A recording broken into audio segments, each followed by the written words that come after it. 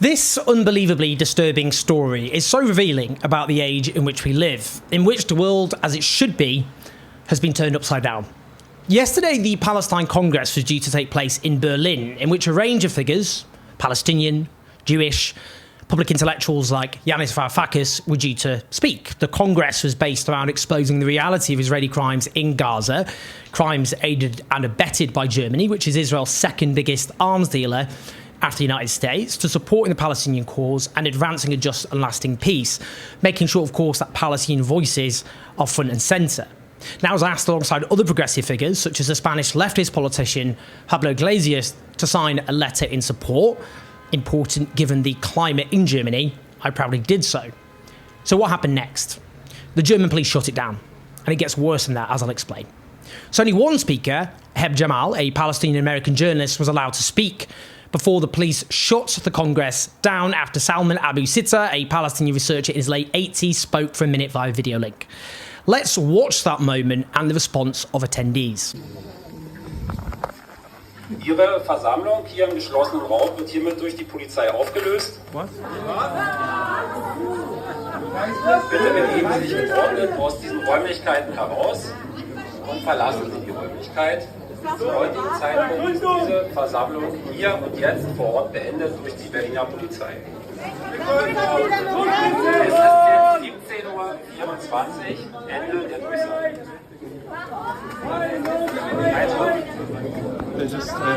You can see that they then cut off the power. Over 2,000 Berlin officers, an army, were involved in blocking access to the building, taking down the live stream and cutting off the power. Now, Jewish activists played a key role in organising this Congress. One of them is Yehudi Raz, who was then arrested along with at least two other Jewish activists. Let's see him here being arrested by the Berlin police.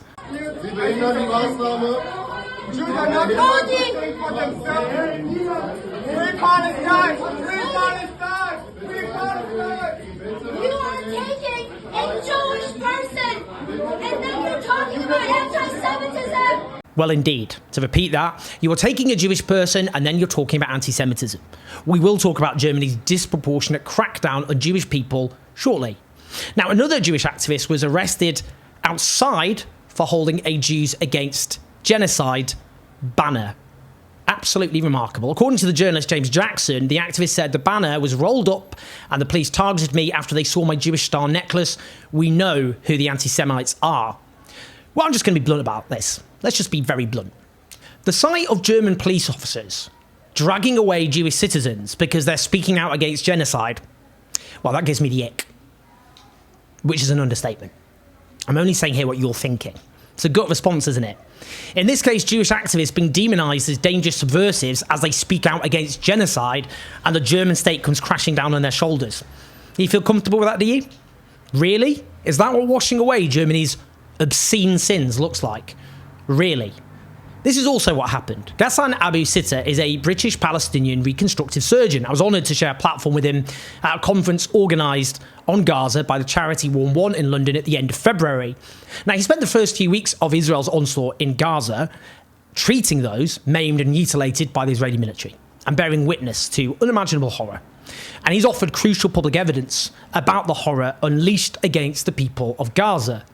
Underlining the huge respect he has rightly accumulated, Glasgow University just elected him as their rector. He won 80% of the vote. He's actually the nephew of Salman Abu Sitta, the speaker I previously mentioned, whose video link speech was shut down by the German police.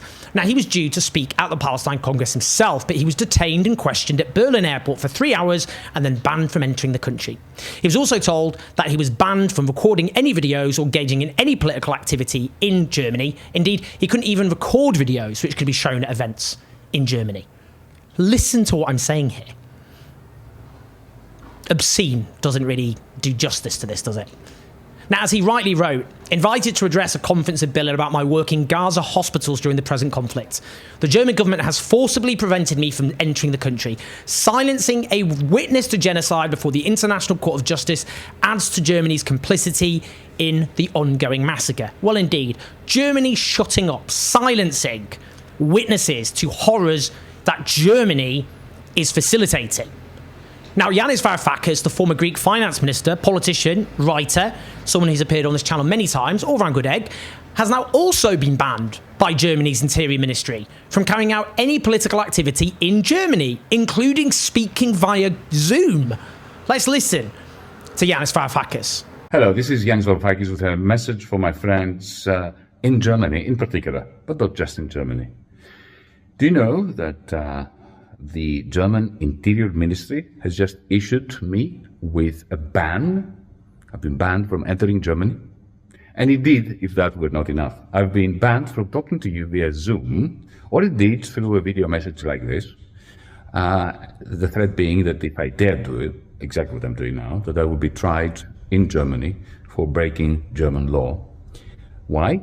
Because of a speech that I published yesterday on my blog calling for universal human rights in Israel-Palestine, a speech that I was banned from delivering in the Palestine Congress in Berlin, which the police, in its infinite wisdom, entered the venue and violently disbanded. So my question to my German friends, to Germans in general, whether you agree with me or disagree with me, doesn't matter. Once you have a look at that particular speech, take a moment to read it or to listen to the video on my blog post or on dm25.org. Is this in your name? Is this something that you feel comfortable happening in your democracy? From my perspective, this is essentially the death knell of the prospects of democracy in the Federal Republic of Germany. Look at the speech, read it, and tell me if I'm wrong. Carpe diem. Now, bear in mind, by the way, that this is all happening under a nominally sort of centre-left government. It's a government headed by the Social Democrats. Their leader, Olaf Scholz, is the Chancellor of Germany in coalition with the Green Party, although the centre-right Free Democrats are also part of this traffic light coalition. Nancy Faeser is the Federal Minister of the Interior, and she has declared it is good that the Berlin police have announced a tough crackdown on the so-called Palestine Congress in Berlin. So just to interject for a minute, I always find the passive-aggressive use of so-called really bemusing. What does she mean, so-called? It is just called the Palestine Congress. Weird. She adds, we are keeping a very close eye on the Islamist scene. What the hell is this person talking about? It's just defamatory nonsense from the German state. This was a congress organised predominantly by leftists with the central involvement of German Jewish activists, some of whom were arrested. So what is she, Nancy Faeser, not Jewish, saying these kippa-wearing Jewish activists are part of what, the Islamist scene? Is this what she's saying? Well, she is saying that. Sorry, just to be clear, that was rhetorical. That's what she's saying. Now, you see, when authorities start waging war on obvious truth in such a blatant, flagrant and shameless way, their legitimacy is in a lot of trouble. She goes on to say, anyone who spreads Islamist propaganda and hatred against Jews must know that this will be prosecuted quickly and consistently. We need immediate tough action when such crimes are committed. Crimes. Having a conference to talk about the mass slaughter of civilians, mostly women and children, as a crime. What she's saying is just lies. This is a congress partly organised by Jewish activists, taking on a genocidal war backed by Germany and supporting a just peace based on equality for Palestinian Israeli citizens. That's not Islamist propaganda or hatred against Jews. The German state is lying through its teeth and putting the safety, including of German Jewish activists, at risk. That's what these hideous defamatory statements obviously do. What she's talking about here is criminalising basic democratic rights. Freedom of speech and freedom of assembly being portrayed as criminal. Now, I'm currently working with some Jewish German journalists on what's actually happening there, and there'll be a lot more on that to come. But I would again cite the work of researcher Emily Disch-Becker earlier this year, whose research found that almost a third of those cancelled in Germany for supposed anti-Semitism have been Jewish. Now, all of this is also being used to give legitimacy to the racist treatment of those of Muslim heritage. That's the biggest ethnic minority in Germany.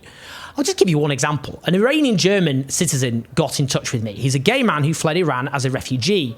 And because he called for a ceasefire, non-Jewish Germans have denounced him as a Nazi, an Islamist supporter, telling him to go back to what they describe as his shithole country.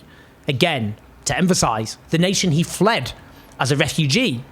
He's had Germans demanding he put the Israeli flag, again, not Jewish Germans, non-Jewish Germans, demanding he put the Israeli flag on the door of the shop he works in.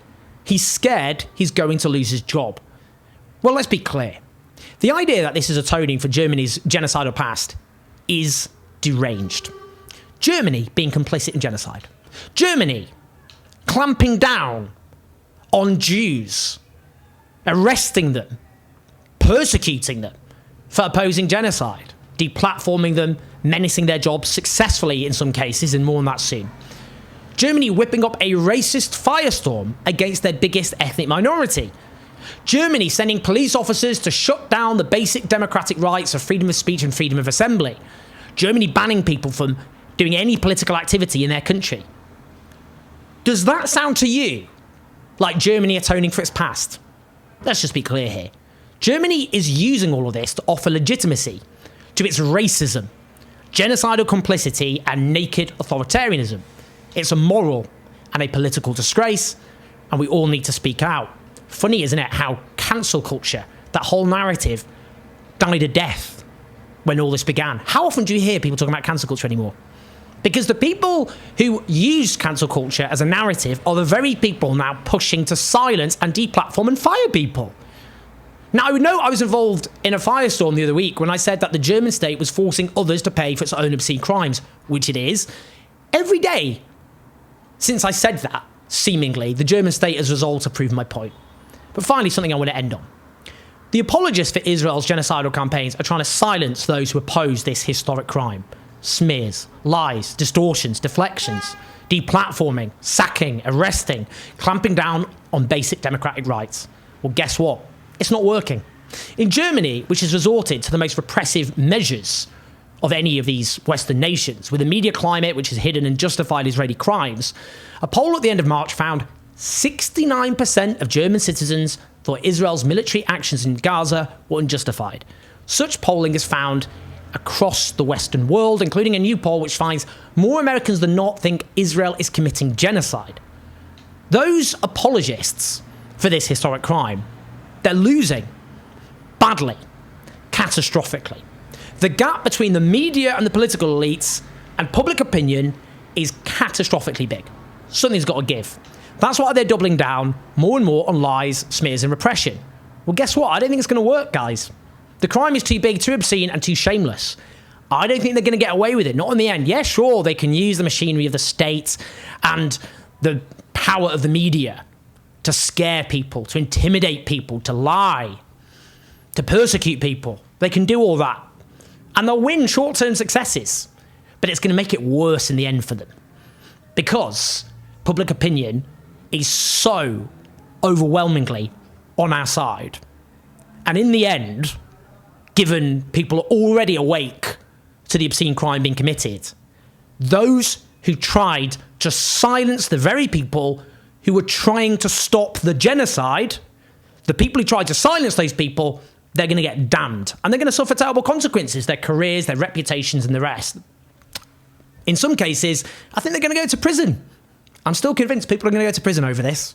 I don't think the impunity the Israeli state and their defenders have is going to last. I think it's going to dissolve, and you can see that in terms of how public opinion is shifting. And I think the panic's realisation amongst Israel's cheerleaders is beginning to set in.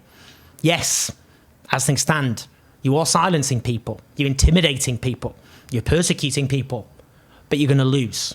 And that's no comfort to the Palestinian people as they are slaughtered in their tens of thousands, which is why we have to keep speaking up.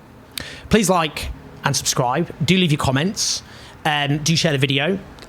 Keep showing the road on patreon.com/Jose84. Listen to the podcast. I'll speak to you soon.